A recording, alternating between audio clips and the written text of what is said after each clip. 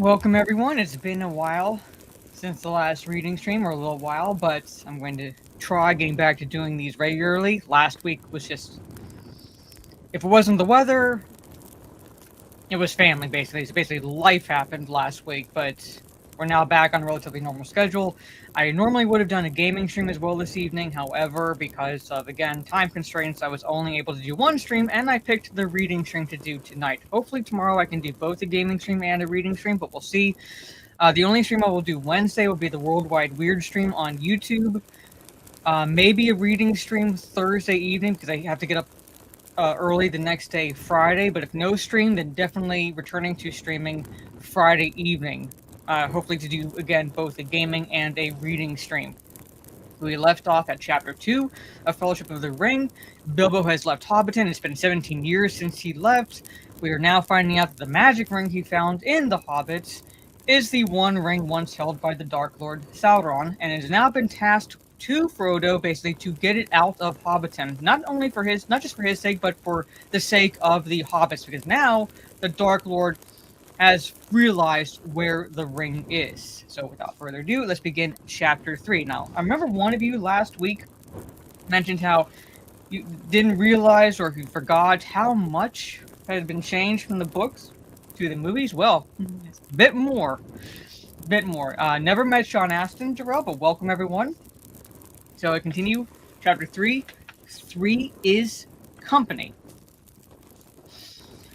You ought to go quietly, and you ought to go soon, said Gandalf. 2 or 3 weeks had passed, and still Frodo made no sign of getting ready to go. I know, but it's difficult to do both, he objected. If I just vanish like Bilbo, the tale will be all over the Shire in no time. Of course you mustn't vanish, said Gandalf. That wouldn't do at all. I said soon, not instantly. If you can think of any way of slipping out of the Shire without it being generally known, it will be worth a little delay, but you must not delay too long. What about the autumn? On or after our birthday, asked Frodo. I think I could probably make some arrangements by then. To tell the truth, he was very reluctant to start, now that it had come to the point. Bag End seemed a more desirable residence than it had for years, and he wanted to savor as much as he could of his last summer in the Shire. When autumn came, he knew that part at least of his heart would think more kindly of journeying, as it always did at that season. He had indeed privately made up his mind to leave on his 50th birthday, Bilbo's 128th. It seemed somehow the proper day on which he to set out and follow him. Following Bilbo was uppermost in his mind, and the one thing that made the thought of leaving bearable. He thought as little as possible about the ring, and where it might lead him in the end, but he did not tell all his thoughts to Gandalf. What the wizard guessed was always difficult to tell. He looked at Frodo and smiled. Very well, he said. I think that will do, but it must not be any later. I am getting very anxious. In the meanwhile, do take care, and don't let out any hint of where you are going. And see that Sam Gamgee does not talk. If he does, I shall return him into a toad. As for where I am going, said Frodo, it would be difficult to give that away, for I have no clear idea myself yet. Don't be absurd, said Gandalf.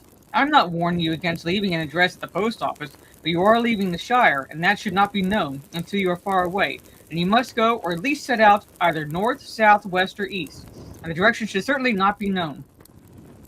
I have been so taken up with the thoughts of leaving Bag End, and of saying farewell, that I have never even considered the direction, said Frodo. For where am I to go? And by what shall I steer? What is to be my quest? Bilbo went to find a treasure, there and back again, but I go to lose one, and not return, as far as I can see. But you cannot see very far, said Gandalf. Neither can I. It may be your task to find the cracks of doom, but that quest may be for others. I do not know. At any rate, you are not ready for that long road yet. No, indeed, said Frodo, but in the meantime, what course am I to take? Towards danger, but not too rashly, nor too straight, answered the wizard. If you want my advice, make for Rivendell. That journey should not prove too perilous, though the road is less easy than it was, and it will grow worse as the year fails. Rivendell, said Frodo. Very good. I will go east, and I will make for Rivendell. I will take Sam to visit the Elves. He will be delighted. He spoke lightly, but his heart moved suddenly for the desire to see the house of Elrond Half-Elven, and breathe the air of that deep valley where many of the fair folk still dwelt in peace. One summer's evening, an astonishing piece of news reached the ivy bush and the green dragon. Giants and other portents on the borders of the Shire were forgotten for more important matters. Mr. Frodo was selling Bag End. Indeed, he had already sold it. to the Sackville Bagginses. For a nice bit too, said some. At a bargain price, said others. And that's more likely when Mistress Lobelia's the buyer. Otho had died some years before, at the ripe but disappointed age of 102. Just why Mr. Frodo was selling his beautiful hole was even more debatable than the price. A few held the theory, supported by the nods and hints of Mr. Baggins himself, that Frodo's money was running out. He was going to leave Hobbiton and live in a quiet way on the proceeds of the sale down in Buckland among his Brandybuck relations. As far from the Sackville Bagginses as it may be, some added, but so firmly fixed that the notion of the immeasurable wealth of the Bagginses of Bag End become the most found is hard to believe. Harder than any other reason or unreason that their fancy could suggest. To most it suggested a dark and yet unrevealed plot by Gandalf. Though he kept himself very quiet and did not go about by day, it was well known that he was hiding up in the Bag End. But however a removal might fit in with the designs of his wizardry, there was no doubt about the fact. Frodo Baggins was going back to Buckland. Yes, I shall be moving this autumn, he said. Mary Brandybuck is looking out for a nice little hole for me, or perhaps a small house. As a matter of fact, with Mary's help, he had already chosen and bought a little house at Crick Hollow in the country beyond Buckbury. To all but Sam, he pretended he was going to settle down there permanently. The decision to set out eastwards had suggested the idea to him. For Buckland was on the eastern borders of the Shire, and as he had lived there in childhood, his going back would at least seem credible. Gandalf stayed in the Shire for over 2 months. Then, one evening, at the end of June, soon after Frodo's plan had been finally arranged, he suddenly announced that he was going off again next morning. Only for a short while, I hope, he said, but I'm going down beyond the southern borders to get some news, if I can. I've been idle longer than I should. He spoke lightly, but it seemed to Frodo that he had looked rather worried. Has anything happened, he asked. Well, no, but I've heard something that has made me anxious and needs looking into. If I think it necessary after all for you to get off at once, I shall come back immediately, or at least send word. In the meanwhile, stick to your plan, but be more careful than ever, especially of the ring. Let me impress upon you once more, don't use it. He went off at dawn. I may be back any day, he said. At the very latest, I shall come back for the farewell party. I think after all you may need my company on the road. At first Frodo was a good deal disturbed, and wondered often what Gandalf could have heard, but his uneasiness wore off, and in the fine weather he forgot his troubles for a while. The Shire had seldom seen so fair a summer, or so rich as an autumn. The trees were laden with apples, honey was dripping in the combs, and the corn was tall and full. Autumn was well under the way before Frodo began to worry about Gandalf again. September was passing, and there was still no news of him. The birthday and the removal drew nearer, and still he did not come or send word. Bag End began to be busy. Some of Frodo's friends came to stay and help him with the packing. There was Fredegar Bolger and Folko Boffin, and of course his special friends Pippin Took and Mary Brandybuck. Between them they turned the whole place upside down. On September 20th, 2 covered carts went off laden to Buckland, conveying the furniture and goods that Frodo had not sold to his new home, by way of the Brandywine Bridge. The next day, Frodo became really anxious and kept a constant lookout for Gandalf. Thursday, his birthday morning, dawned as fair and clear as it had long ago for Bilbo's great party. Still, Gandalf did not appear. In the evening, Frodo gave his farewell feast. It was quite small, just a dinner for himself and his 4 helpers, but he was troubled and felt in no mood for it. The thought that he would soon have to part with his young friends weighed on his heart. He wondered how he would break it to them. The 4 younger hobbits were, however, in high spirits, and the party soon became very cheerful in spite of Gandalf's absence. The dining room was bare except for a table and chairs, but the food was good and there was good wine. Frodo's wine had not been included in the sale to the Sackville Bagginses. Whatever happens to the rest of my stuff, when the SBs get their claws on it, at any rate, I have found a good home for this, said Frodo, as he drained his glass. It was the last drop of old Wynyards. When they had sung many songs and talked of many things they had done together, they toasted Bilbo's birthday, and they drank his health, and Frodo's together according to Frodo's custom. Then they went out for a sniff of air and a glimpse of the stars, and then they went to bed. Frodo's party was over, and Gandalf had not come. Welcome, everyone. The next morning, they were busy packing another cart with the remainder of the luggage. Mary took charge of this and drove off with Fatty, that is Fredegar Bolger. Someone must get there and warm the house before you arrive, said Mary. Well, see you later. The day after tomorrow if we don't go to sleep on the way. Folko went home after lunch, but Pippin remained behind. Frodo was restless and anxious, listening in vain for a sound of Gandalf. He decided to wait until nightfall. After that, if Gandalf wanted him urgently, he would go to Crickhollow, and might go get and he might even get there first. For Frodo was going on foot. His plan, for pleasure and the last look at the Shire, as much as any other reason, was to walk from Hobbiton to Bucklebury Ferry, taking it fairly easy. I shall get myself a bit training too, he said, looking at himself in the dusty mirror in the half-empty hall. He had not done any strenuous walking for a long time, and the reflection looked rather flabby, he thought. After lunch, the Sackville Bagginses, Lobelia, and her sandy-haired son Lotho turned up, much to Frodo's annoyance. Ours at last, said Lobelia, as she stepped inside. It was not polite, nor strictly true, for the sale of Bag End did not take effect until midnight. But Lobelia can perhaps be forgiven. She had been obliged to wait for 77 years longer for Bag End than she had once hoped, and she was now 100 years old. Anyway, she had come to see that nothing she had paid for had been carried off, and she wanted the keys. It took a long while to satisfy her, as she had brought a complete inventory with her and went right through it. In the end, she departed with Lotho and the spare key and the promise that the other key would be left at the Gamgees in Blackshot Row. She snorted and showed plainly that she thought the Gamgees capable of plundering the whole during the night. Frodo did not offer her any tea. He took his own tea with Pippin and Sam Gamgee in the kitchen. It had been officially announced that Sam was coming to Buckland to do for Mr. Frodo and look after his bit of garden, an arrangement that was approved by the gaffer, though it did not console him for the prospect of having Lobelia as a neighbor. Our last meal at Bag End, said Frodo, pushing back his chair. They left the washing up for Lobelia. Pippin and Sam strapped up their 3-packs and piled them in the porch. Pippin went out for his last stroll in the garden. Sam disappeared.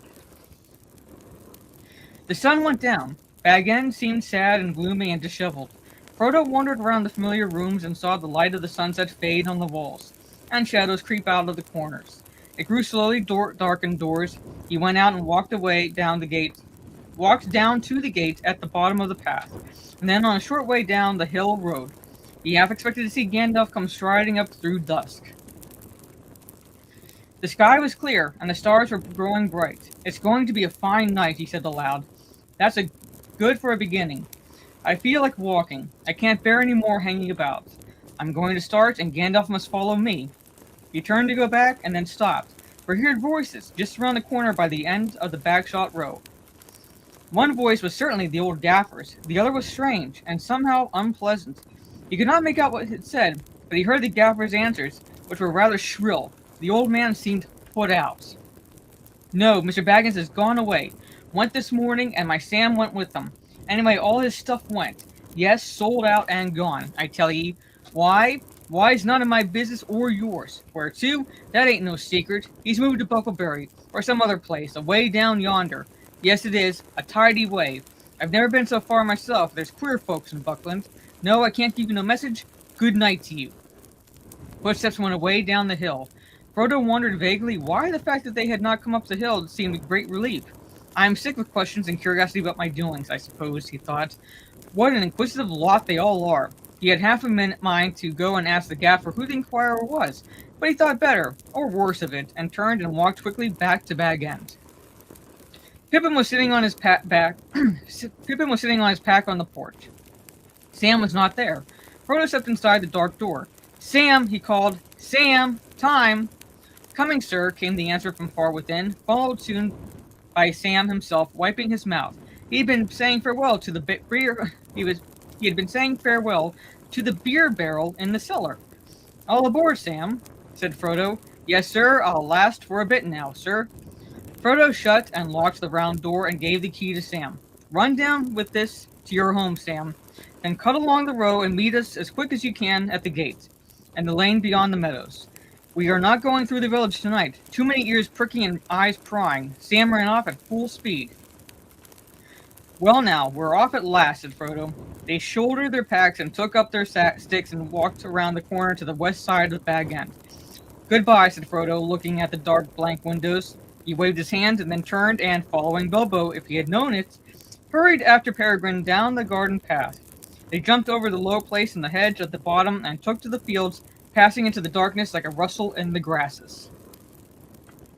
At the bottom of the hill, on its western side, they came to the gate opening onto a narrow lane. There they halted and adjusted the straps of their packs. Presently Sam appeared, trotting quickly and breathing hard. His heavy pack was hoisted high on his shoulders, and he had put on his head a tall, shapeless felt bag, which he called a hat. In the gloom he looked very much like a dwarf. "I am sure you have given me all the heaviest stuff," said Frodo. "I pity snails and all that carry their homes on their backs." "I could take more. I could take a lot more yet, sir. My packet is quite light," said Sam stoutly and untruthfully. "No, you don't, Sam," said Pippin. "It is good for him. He's got nothing except what he's ordered us to pack. He's been slack lately, and he'll feel the weight less when he's walked off some of his own." "Be kind to a poor old hobbit," laughed Frodo. "I shall be as thin as a willow wand, I'm sure, before I get to Buckland. But I was talking nonsense. I expect you have taken more than your share, Sam, and I shall look in at our next packing." He picked up his stick again. "Well, we all like walking in the dark," he said. "So let's put some miles behind us before bed." For a short way they followed the lane westwards. Then leaving it, they turned left and took quietly to the fields again. They went in single file along the hedgerows and the borders of coppices, and night fell dark about them. In their dark cloaks they were invisible, as if they had all had magic rings. Since they were all hobbits and were trying to be silent, they made no noise that even hobbits would hear. Even the wild things in the fields and woods hardly noticed their passing. After some time they crossed the water, west of Hobbiton, by a narrow plank bridge. The stream was there no more than a winding black ribbon, bordering with leaning alder trees. A mile or two further south they hastily crossed the great road from the Brandywine Bridge. They were now in Tookland, and bending southeastwards, they made for the Green Hill country. As they began to climb its first slopes, they looked back and saw the lamps in Hobbiton far off, twinkling in the gentle valley of the water. Soon it disappeared in the fields of the darkened land, and was followed by Bywater beside its grey pool. When the light of the last farm was far behind, peeping among the trees, Frodo turned and waved a hand in farewell. "I wonder if I shall ever look down into the valley again," he said quietly. When they had walked for about 3 hours, they rested. The night was clear, cool, and starry, but smoke-like wisps of mist were creeping up the hillsides from the streams and deep meadows. Thin-clad birches, swaying in a light wind above their heads, made a black net against the pale sky. They ate a very frugal supper, for hobbits, and then went on again. Soon they struck a narrow road that went rolling up and down, fading gray in the darkness ahead, the road to Woodhall, and Stock, and the Buckleberry Ferry. It climbed away from the main road in the Water Valley, and wound over the skirts of the green hills towards Woody End, a wild corner of the East Farthing. After a while they plunged into a deeply cloven track between tall trees that rustled their dry leaves in the night. It was very dark. At first they talked, or hummed a tune softly together, being now far away from inquisitive ears. Then they marched on in silence, and Pippin began to lag behind. At last they began to climb a steep slope. He stopped and yawned. "I am so sleepy," he said, "that soon I shall fall down on the road. Are you going to sleep on your legs? It is nearly midnight." "Welcome, everyone." "I thought you liked walking in the dark," said Frodo. "But there is no great hurry. Mary expects us sometime the day after tomorrow, but that leaves us nearly 2 days more. We'll halt at the first likely spot." "The wind's in the west," said Sam. "If we get to the other side of this hill, we shall find a spot that is sheltered and snug enough, sir. There is a dry fir wood just ahead, if I remember rightly." Sam knew the land well within 20 miles of Hobbiton, but that was the limit of his geography. Just over the top of the hill, they came on the patch of fir wood. Leaving the road, they went into the deep resin-scented darkness of the trees, and gathered dead sticks and cones to make a fire. Sorry. Soon they had a merry crackle of a flame at the foot of a large fir tree, and they sat round it for a while, until they began to nod. Then each, in an angle of the great tree's roots, they curled up in their cloaks and blankets and were soon fast asleep. They set no watch. Even Frodo feared no danger yet, for they were still in the heart of the Shire. A few creatures came and looked at them when their fire had died away. A fox passing through the wood on business of his own stopped several minutes and sniffed. Hobbits, he thought. Well, what next? I have heard of strange doings in this land, but I have seldom heard of a hobbit sleeping out of doors under a tree. 3 of them. There's something mighty queer behind this. He was quite right, but he never found out any more about it. The morning came, pale and clammy. Frodo woke up first and found that a tree root had made a big hole in his back, and that his neck was stiff. Walking for pleasure. Why didn't I drive, he thought, as he usually did at the beginning of an expedition. And all my beautiful feather beds are sold to the Sackville Bagginses. These tree roots would do them good, he stretched. Wake up, hobbits, he cried. It's a beautiful morning. What's beautiful about it, said Pippin, peering over the edge of his blanket with one eye. Sam, get breakfast ready for 9:30. Have you got the bathwater hot? Sam jumped up, looking rather bleary. No, sir, I haven't, sir, he said. Sorry. Frodo stripped the blankets from Pippin and rolled him over, and then walked off to the edge of the wood. Away eastward, the sun was rising red out of the mist that lay thick on the world. Touched with gold and red, the autumn trees seemed to be sailing rootless in a shadowy sea. A little below him, to the left, the road ran steeply into a hollow and disappeared. When he returned, Sam and Pippin had a good fire going. Water, shouted Pippin. Where's the water? I don't keep water in my pocket, said Frodo. We thought you had gone to find some, said Pippin, busy setting out the food and cups. You had better go now. You can come too, said Frodo, and bring all the water bottles. There was a stream at the foot of the hill. They filled their bottles and the small camping kettle at a little fall where the water fell a few feet over an outcrop of gray stone. It was icy cold, and they spluttered and puffed as they bathed their faces and hands. When their breakfast was over and their packs all trussed up again, it was after 10 o'clock, and the day was beginning to turn fine and hot.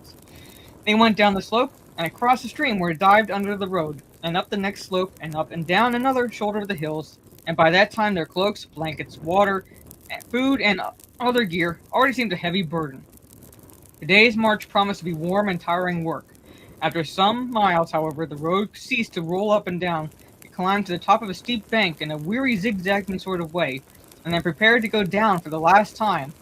In front of them they saw the lowered lands dotted with small clumps of trees that melted away in the distance into a brown woodland haze. They were looking across the woody end towards the Brandywine River. The road wound away before them like a piercing string. The road goes on forever, said Pippin, but I can't without a rest. It is high time for lunch. He sat down on the bank at the side of the road and looked way east into the haze, beyond which lay the river, and the end of the Shire in which he had spent all his life. Sam stood by him. His round eyes were wide open, for he was looking across lands he had never seen to a new horizon. Do elves live in those woods, he asked. Not that I ever heard, said Pippin. Frodo was silent. He too was gazing eastward along the road as if he had never seen it before. Suddenly he spoke aloud, but as to himself, saying slowly, The road goes ever on and on, down from the door where it began. Now far ahead the road is gone, and I must follow if I can, pursuing it with weary feet until it joins some larger way, where many paths and errands meet, and whither then I cannot say. That sounds like a bit of old Bilbo's rhyming, said Pippin, or is it one of your imitations? It does not sound altogether encouraging. I don't know, said Frodo. It came to me then as I was making it up, but I may have heard it long ago. Certainly it reminds me very much of Bilbo in the last years before he went away. He used often to say there was only one road, that it was like a great river, that springs were at every doorstep, and every path was its tributary. It's a dangerous business, Frodo, going out of your door, he used to say. You step into the road, and if you don't keep your feet, there's no knowing where you might be swept off to. Do you realize that this is this very path that goes through Mirkwood, and that if you let it, it might take you to the Lonely Mountain, or even further, and to worse places? He used to say that on the path outside the front door at Bag End, especially after he had been out for a long walk. Well, the road won't sweep me anywhere for an hour at least, said Pippin, unslinging his pack. The others followed his example, putting their packs against the bank and their legs out onto the road. After a rest, they had good lunch, and then more rest. The sun was beginning to get low, and the light of afternoon was on the land as they went down the hill. So far they had not met a soul on the road. This way was not much used, being hardly fit for carts, and there was little traffic to the woody end. They had been jogging along again for an hour or more when Sam stopped a moment as if listening. They were now on level ground, and the road, after much winding, lay straight ahead through a grassland sprinkled with tall trees. outliers of the approaching woods. "I can hear a pony or a horse coming along the road behind," said Sam. They looked back, but the turn of the road prevented them from seeing far. "I wonder if that is Gandalf coming after us," said Frodo. But even as he said it, he had a feeling that it was not so, and a sudden desire to hide from view of the rider came over him. "It may not matter much," he said apologetically, "but I would rather not be seen on the road, by anyone. I am sick of my doings being noticed and discussed. And if it is Gandalf," he added as an afterthought, "we can give him a little surprise to pay him out for being so late. Let's get out of sight." The other two ran quickly to the left and went down into a little hollow not far from the road. There they lay flat. Frodo hesitated for a second. Curiosity or some other feeling was struggling with his desire to hide. The sound of hooves drew nearer. Just in time, he threw himself down in a patch of long grass behind a tree that overshadowed the road. Then he lifted his head and peered cautiously above one of the great roots. Welcome, everyone. Around the corner came a black horse. No hobbit pony, but a full-sized horse, and on it sat a large man, who seemed to crouch in the saddle, wrapped in a great black cloak and hood, so that only his boots and the high stirrups showed below. His face was shadowed and invisible. When it reached the tree and was level with Frodo, the horse stopped. The riding figure sat quite still with its head bowed, as if listening. From inside the hood came a noise as if someone was sniffing to catch an elusive scent. The head turned from side to side off the road. A sudden unreasoning fear of discovery laid hold of Frodo, and he thought of his ring. He hardly dared to breathe, and yet the desire to get it out of his pocket became so strong that he had begun slowly to move his hand. He felt that he had only to slip it on, and then he would be safe. The device of Gandalf seemed absurd. Bilbo had used the ring, and I'm still in the Shire, he thought as his hand touched the chain on which it hung. At that moment, the rider sat up and shook the reins. The horse stepped forward, walked slowly at first, and then breaking into its quick trot. Frodo crawled to the edge of the road and watched the rider until he dwindled into the distance. He could not be quite sure, but it seemed to him that suddenly, before it passed out of sight, the horse turned aside and went into the trees on the right. "Well, I call that very queer, and indeed disturbing," said Frodo to himself as he walked towards his companions. Pippin and Sam had remained flat in the grass and seen nothing, so Frodo described the rider and his strange behavior. "I can't say why, but I felt certain he was looking or smelling for me, and also I felt certain that I did not want him to discover me. I've never seen or felt anything like it in the Shire before." "But what has one of the big people got to do with us?" said Pippin. "And what is he doing in this part of the world?" "There are some men about," said Frodo. "Down in the South Farthing they have had trouble with big people, I believe. But I've never heard of anything like this rider. I wonder where he has come from." "Begging your pardon," put in Sam suddenly. "I know where he comes from. It's from Hobbiton that this here Black Rider comes, unless there's more than one, and I know where he's going to." "What do you mean?" said Frodo sharply, looking at him in astonishment. "Why did you speak up before?" "I've only just remembered, sir. It was like this. When I got back to our hole yesterday evening with the key, my dad, he says to me, 'Hello, Sam,' he says. 'I thought you were away with Mr. Frodo this morning. There's been a strange customer asking for Mr. Baggins of Bag End, and he's only just gone. I sent him on to Buckleberry. Not that I liked..." Page a second together. "Not that I liked the sound of him. He seemed mighty put out when I told him Mr. Baggins had left his old home for good. He hissed at me, he did. It gave me quite a shudder. 'What sort of fellow was he?' says I to the gaffer. 'I don't know,' says he, 'but he wasn't a hobbit. He was tall and black-like, and he stooped over me. I reckon it was one of the big folk from foreign parts. He spoke funny.' I couldn't stay to hear more, sir, once since you were waiting, and I didn't give much heed to it myself. The gaffer is getting old and more than a bit blind, and it must have been near dark when this fellow came up the hill and found him taking the air at the end of our row. I hope he hasn't done harm, sir, nor me." "The gaffer can't be blamed anyway," said Frodo. "As a matter of fact, I heard him talking to a stranger, who seemed to be inquiring for me. I nearly went and asked him who it was. I wish I had, for you had told me about it before. I might have been more careful on the road." "Still, there may be no connection between this rider and the gaffer stranger," said Pippin. "We left Hobbiton secretly enough, and I don't see how he could have followed us." "What about the smelling, sir?" said Sam. "And the gaffer said he was a black chap." "I wish I had waited for Gandalf," Frodo muttered, "but perhaps it would only have made matters worse." "Then you know or guess something about this rider," said Pippin. who had caught the muttered words. I don't know, and I would rather not guess, said Frodo. All right, Cousin Frodo. You can keep your secret for the present, if you want to be mysterious. In the meanwhile, what are we going to do? I should like a bit of a bite and a sup, but somehow I think we'd better move on from here. Your talk of sniffing riders with invisible noses has unsettled me. Yes, I think we shall still move on now, said Frodo, but not on the road, in case a rider comes back, or another follows them. We ought to do a good step more today. Buckland is still miles away. Thank you, everyone. Sorry I had to take a break to take a drink. You're welcome, Red Monarch.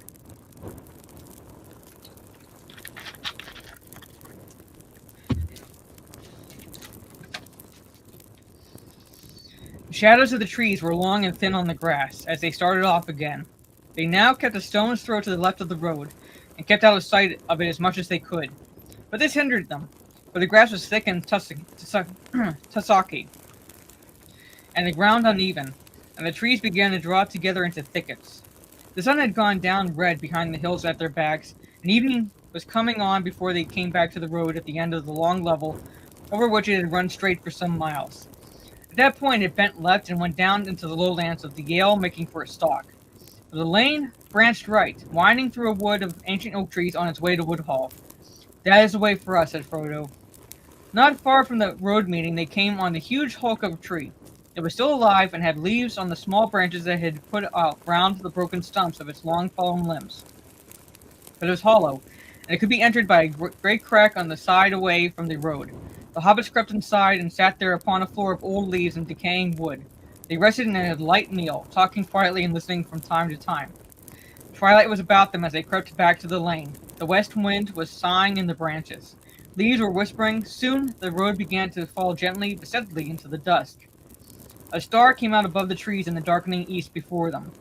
They went abreast and in step to keep up their spirits. After a time, as the stars grew thicker and brighter, the feeling of disquiet left them, and they no longer listened for the sound of hoofs. They began to hum softly, as hobbits have a way of doing as they walk along, especially when they are drawing near to home at night. With most hobbits it is supper song or a bed song, but these hobbits hummed a walking song. Though not, of course, without any mention of supper or bed, Bilbo Baggins had made the words, to a tune that was as old as the hills, and taught Frodo as they walked in the lanes of the Water Valley and talked about adventure. Upon the hearth the fire is red, beneath the roof there is a bed. But not yet weary are our feet, till round the corner we may meet. A sudden tree or standing stone, that none have seen but we alone. Tree and flower and leaf and grass, let them pass, let them pass. Hill and water under sky, pass them by, pass them by.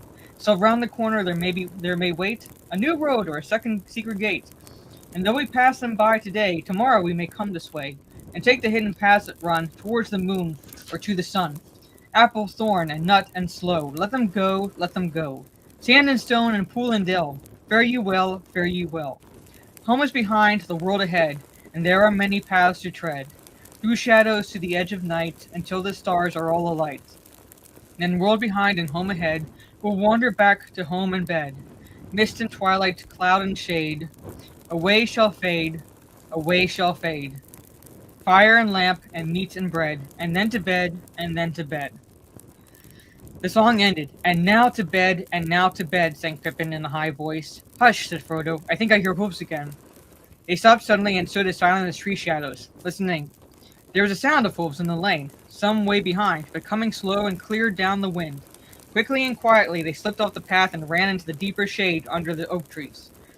Don't let us go too far, said Frodo. I don't want to be seen, but I want to see if it's another Black Rider. Very well, said Pippin, but don't forget the sniffing. The hoofs drew nearer. They had no time to find any hiding place better than the general darkness under the trees. Sam and Pippin crouched behind a large tree bole, while Frodo crept back a few yards towards the lane. It showed gray and pale, a line of fading light through the wood. Above it the stars were thick in the dim sky, but there was no moon. The sound of hoofs stopped. As Frodo watched, he saw something dark pass across the lighter space between two trees, and then halt. It looked like the black shade of a horse, led by a smaller black shadow. The black shadow stood close to the point where they had left the path, and it swayed from side to side. Frodo thought he had heard the sound of snuffling. The shadow bent to the ground and then began to crawl towards him. Once more, the desire to slip on the ring came over Frodo, but this time it was stronger than before. So strong that almost before he realized what he was doing, his hand was groping in his pocket. But at that moment there came a sudden, like mingled song and laughter. Clear voices rose and fell in the starlit air. The black shadow straightened up and retreated. It climbed onto the shadowy horse and seemed to vanish across the lane into the darkness on the other side. Frodo breathed again. "Elves!" exclaimed Sam, and the horse whispered. "Elves, sir! He would have burst out of the trees and dashed off towards the voices if they had not pulled him back." "Yes, it is elves," said Frodo. "One can meet them sometimes on the woody end. They don't live in the Shire, but they wander into it in spring and autumn, out of their own lands away beyond the Tower Hills. I'm thankful that they do. You did not see, but that black rider stopped just here and was actually crawling towards us when the song began. As soon as he heard the voices, he slipped away." "What about the elves?" said Sam, too excited to trouble about the rider. "Can't we go and see them?" "Listen, they are coming this way," said Frodo. "We have only to wait." The singing grew nearer. One clear voice rose now above the others. It was singing in the fair elven tongue, of which Frodo knew only a little, and the others knew nothing. Yet the sound, blending with the melody, seemed to shape itself in their thought into words which they only partly understood. This was the song as Frodo heard it. Snow White, O lady clear, O queen beyond the western seas, O light to us that wander here amid the world of woven trees. Gathaniel, O Elbereth, clear are thy eyes and bright thy breath. Snow White, we sing to thee in a far land beyond the sea. O stars that in the sunless year with shining hand by her were sown, in windy fields now bright and clear, we see your silver blossom blown. O Elbereth, Gathaniel, we still remember we who dwell in this far land beneath the trees, thy starlight on the western seas. The song ended. "These are high elves. They spoke the name of Elbereth," said Frodo in amazement. "Few of that fairest folk are ever seen in the Shire. Not many now remain in Middle-earth, east of the Great Sea. This is indeed a strange chance." The hobbits sat in shadow by the wayside. Before long the elves came down in the lane towards the valley. They passed slowly, and the hobbits could see the starlight glimmering on their hair and in their eyes. They bore no lights, yet as they walked a shimmer, like the light of the moon above the rim of the hills before it rises, seemed to fall about their feet. They were now silent, and as the last elf passed, he turned and looked towards the hobbits and laughed. "Hail, Frodo," he cried, "you are abroad late, or are you perhaps lost?" Then he called aloud to the others, and all the company stopped and gathered round. "This is indeed wonderful," they said. "3 hobbits in a wood at night. We have not seen such a thing since Bilbo went away. What is the meaning of it?" "The meaning of it, fair people," said Frodo, "is simply that we seem to be going the same way as you are. I like walking under the stars, but I would welcome your company." "But we have no need of other company, and hobbits are so dull," they laughed. "And how do you know that we go the same way as you? For you do not know whither we are going." "And how do you know my name?" asked Frodo in return. "We know many things," they said. "We have seen you often before with Bilbo, though you may not have seen us." "Who are you, and who is your lord?" asked Frodo. "I am Gildor," answered their leader, the elf who had first hailed him. "Gildor and Glorion, of the house of Finrod. We are exiles, and most of our kindred have long ago departed, and we too are now only tarrying here a while, ere we return over the great sea." To take a break, chat, Finrod Fingolfin is the brother of Galadriel. "But some of our kinsfolk dwell still in peace in Rivendell. Come now, Frodo, tell us what you are doing, for we see that there is some shadow of fear upon you." "Oh, wise people," interrupted Pippin eagerly, "tell us about the Black Riders." "Black Riders?" they said in low voices. "Why do you ask about Black Riders?" "Because 2 Black Riders have overtaken us today, or one has done so twice," said Pippin. "Only a little while ago he slipped away as you drew near." The elves did not answer at once, but spoke together softly in their own tongue. At length Gildor turned to the hobbits. "We will not speak of this here," he said. "We think you had best come now with us. It is not our custom, but for this time we will take you on our road, and you shall lodge with us tonight, if you will." "O fair folk, that is good fortune beyond my hopes," said Pippin. Sam was speechless. "I thank you indeed, Gildor and Glorion," said Frodo, bowing. "Elan sila illuminan omentialvo. A star shines on the hour of our meeting," he added in the high elven speech.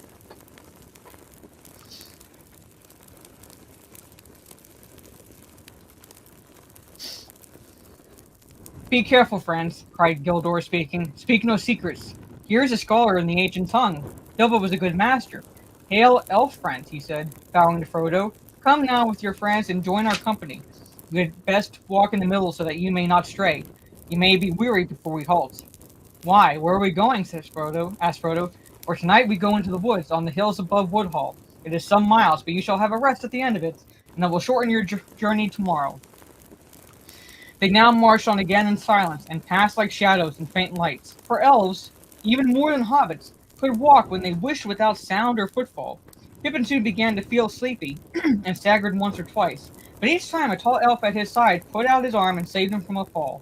Sam walked along at Frodo's side as if in a dream, with an expression on his face half of fear and half of astonished joy. The woods on either side became denser. The trees were now younger and thicker, and as the lane went lower, running down into a fold of the hills, there were many deep breaks of hazel on the rising slopes at either hand. At last the elves turned aside from the path.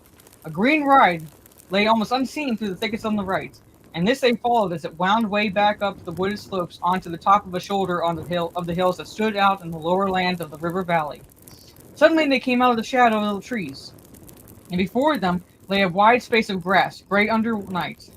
On the three sides the woods pressed upon it, but eastward the ground fell steeply, and the tops of the dark trees, growing at the bottom of the slope, were below their feet. Beyond, the lowlands lay dim and flat under the stars. Nearer at hand, a few lights twinkled in the village of Woodhall. The elves sat on the grass and spoke together in soft voices. They seemed to take no further notice of the hobbits. Frodo and his companions wrapped themselves in cloaks and blankets, and drowsiness stole over them. The night grew on, and the lights in the valley went out. Pippin fell asleep, pillowed on a green hillock. Away high in the east swung Rimurath, the netted stars, and slowly above the mists, red Forgill rose, glowing like a jewel of fire. Sorry to take another quick break to take a drink.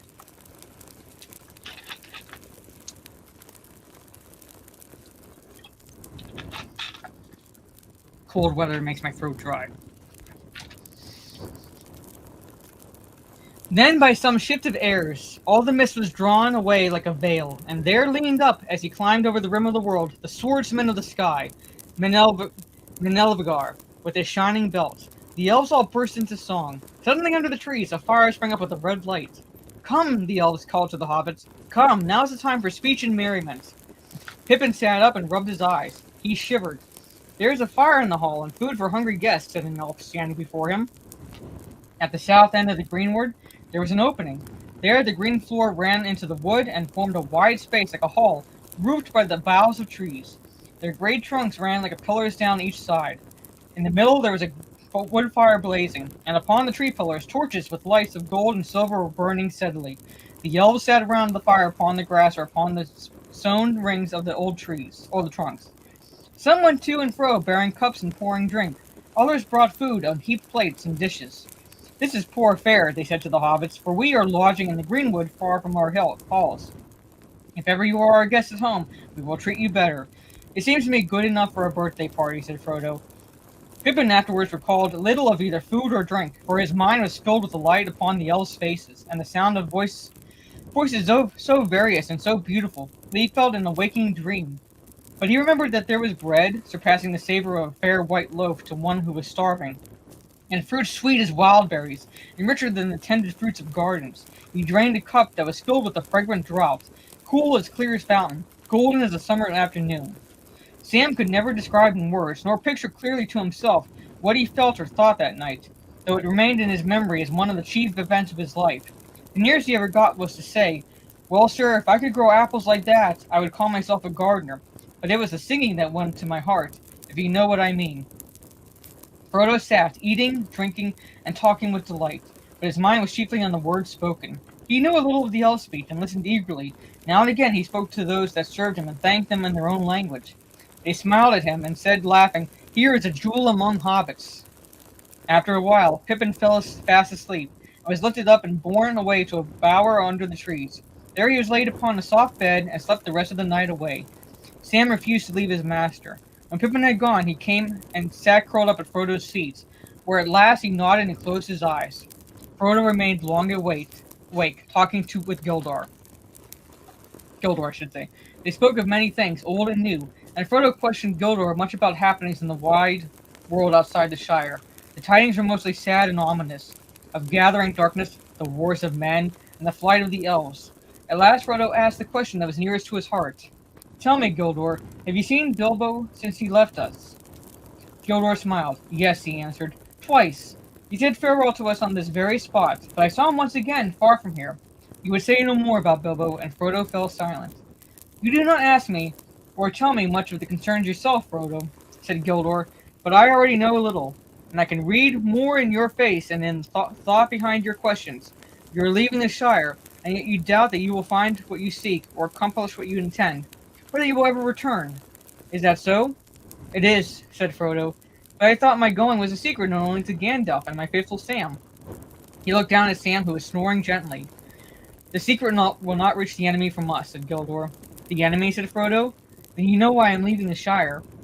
I do not know for what reason the enemy is pursuing you, answered Gildor, but I perceive that he is. As strange indeed, though that seems to me. And I warn you that peril is now both before you and behind you, and upon either side. You mean the riders? I feared that they were servants of the enemy. What are the Black Riders? Has Gandalf told you nothing? Nothing about such creatures? Then I think it is not for me to say more, lest terror should keep you from your journey. For it seems to me that you have set out only just in time, if indeed you are in time. You must now make haste, and neither stay nor turn back, for the Shire is no longer any protection to you. I cannot imagine what information could be more terrifying than your hints and warnings, exclaimed Frodo. I knew that danger lay ahead, of course, but I did not expect to meet it in our own Shire. Can't a hobbit walk from the water to the river in peace? But it is not your own Shire, said Gildor. Others dwelt here before hobbits were, and others will dwell here again when hobbits are no more. The wide world is all about you. You can fence yourselves in, but you cannot forever fence it out. I know, and yet it has always seemed so safe and familiar. What can I do now? My plan was to leave the Shire secretly and make my way to Rivendell, but now my footsteps are dogged, before ever I get to Buckland. I think you should still follow that plan, said Gildor. I do not think the road will prove too hard for your courage, but if you desire clear counsel, you should ask Gandalf. I do not know the reason for your flight, and therefore I do not know by what means your pursuers will assail you. These things Gandalf must know. I suppose that you will see him before you leave the Shire. I hope so, but that is another thing that makes me anxious. I have been expecting Gandalf for many days. He was to come to Hobbiton at the latest 2 nights ago, but he has never appeared. Now I'm wondering what can have happened. Should I wait for him? Gildor was silent for a moment. I do not like this news, he said at last. That Gandalf should be late does not bode well. But it is said, do not meddle in the affairs of wizards, for they are subtle and quick to anger. The choice is yours, to go or wait. And it is also said, answered Frodo, go not to the Elves for counsel, for they will say both no and yes. It is indeed, laughed Gildor. Elves seldom give unguarded advice, for advice is a dangerous gift, even from the wise to the wise, and all courses may run ill. But what would you? You have not told me all concerning yourself, and how that shall I choose better than you? If you demand advice, I will for friendship's sake give it. I think you should now go at once, without delay. And if Gandalf does not come before you set out, then I also advise this: do not go alone. Take such friends as are trusty and willing. Now you should be grateful, for I do not give this counsel gladly. The Elves have their own labors and their own sorrows, and they are little concerned with the ways of hobbits, or of any creatures upon earth. Our paths cross theirs seldom, and by chance or purpose. In this meeting there may be more than chance, but the purpose is not clear to me, and I fear to say too much. I am deeply grateful, said Frodo, but I wish you would tell me plainly what the Black Riders are. If I take your advice, I may not see Gandalf for a long while, and I ought to know what the danger that pursues me. Is it not enough to know that they are servants of the enemy? Answered Gildor. Flee them! Speak no words to them. They are deadly. Ask no more of me, but my heart forebodes that, ere all is ended, you, Frodo, son of Drogo, will know more of these fell things than Gildor and Glorian. May Elbereth protect you. But where shall I find courage? Asked Frodo. That is what I chiefly need. Courage is found in unlikely places, said Gildor. Be of good hope. Sleep now. In the morning we shall have gone, but we will send our messages through the lands. The wandering companies shall know of your journey, and those that have power for good shall be on the watch. I name you Elf Friend, and may the stars shine upon the end of your road. Seldom have we had such a delight in strangers, and it is fair to hear words of the ancient speech from the lips of other wanderers in the world. Frodo felt sleep coming upon him. Even as Gildor finished speaking, I will sleep now, he said, and the elf led him to a bower beside Pippin, and he threw himself upon a bed and fell at once into a dreamless slumber. And that is the end of chapter 3, ladies and gentlemen. 3 is company. So we have encountered the Black Riders and as I mentioned earlier in the stream, someone had brought up how much different the film adaptations were from the books, and I told you there was more to come, and you see right here the elves Frodo, Sam, and Pippin met on their journey from the Shire to Buckland, which we did not see in the films. In the films, we only see Frodo and Sam leave. So that is the first elf. More to come. Like I said, and I do not say that as a criticism necessarily of the films, because if you were to adapt literally from page to film, that is plagiarism. So some stuff would have to be left out. You introduce a character and then he is gone and never seen again. I can understand why he or she would be left out. Hence, Gildor. But at any rate, like I said, my hope is to do a gaming and reading stream tomorrow evening. We shall see. If not, then it'll just be a reading stream. Wednesday will be the Worldwide Weird stream. Thursday, maybe a reading stream. If not, then no stream at all. Until Friday evening, where I hope to finally be able to do a gaming and a reading stream. Saturday, chances are no stream at all because I will be seeing a movie with my siblings in late afternoon. So I doubt I'll be able to do anything before the movie and after. So if you do not see me before then the next time I will see you will be on my Nerdy Homes channel Sunday evening for Talk Nerdy to Us. So thank you to everyone for hanging out with me. Thank you to the Red Monarch for the super chats. Thank you for Trade for dropping the links. Thank you to everyone who is thanking me. You're welcome for the reading streams. As I said, hopefully I'll be able to read chapters 4 and 5 tomorrow because they are on the short side. And we will continue on from there. So for all those who are listening in, I hope you enjoyed listening to Chapter 3 of Fellowship of the Ring. Take care. Have a good rest of your day or evening wherever you are in the world. And I will see you all next time as we continue our journey from the Shire through Middle-earth. Good night.